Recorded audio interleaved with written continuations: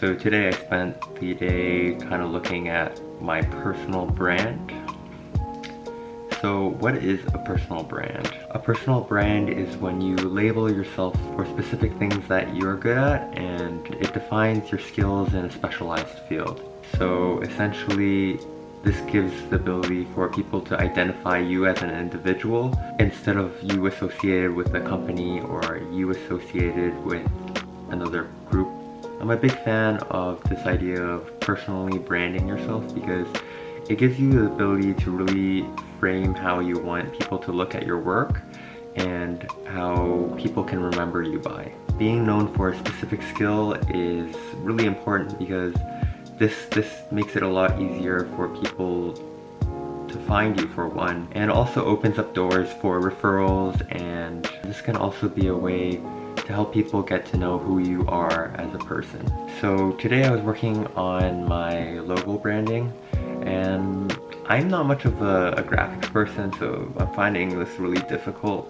I started looking at different shapes or different identifiers that I could use to represent me as an individual and what I do. So I've been thinking about the type of work that I want to do and the type of work that I've been doing since I started university. Things that come to mind are like model making, crafting things, and any form of really fabrication. That's something I think I'd be really good at. So I'm starting to think of representations I can use to define this in my logo, kind of just the design language that I use to express my work. By this I mean how I share my work and how people can view it.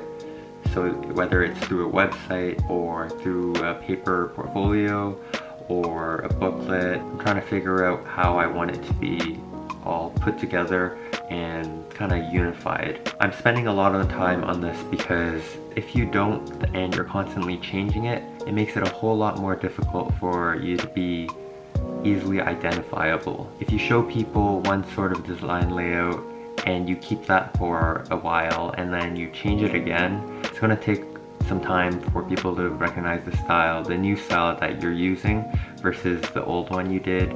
And I think it really is just simpler by just getting it right on the first page and just leaving it. Just make sure that the foundation that you place your personal brand on reflects on your values and the characteristics that you want to be defined. Since I'm really interested in craft and fabrication, I started today also looking at different paper forms and techniques of how I wanted to incorporate this into my work or incorporate this into my brand. And so far I haven't explored too much, but I'm trying to get there. I got these two books that I'm going to be looking over in the next couple of days, which is Paper Pop-Up Forms and Paper Folding Techniques. By practicing this, I really think this is going to help me improve a bit, and I'm really just looking to up my skills in model making and just building. I believe that this type of hands-on work will translate to help me solve problems in other projects. So I'm hoping that this will be kind of a way of thinking and a certain understanding of the material I'm using. That's it for today. Let me know what you guys think of personal branding. Is it something you're interested in? Is it something that you were thinking of doing?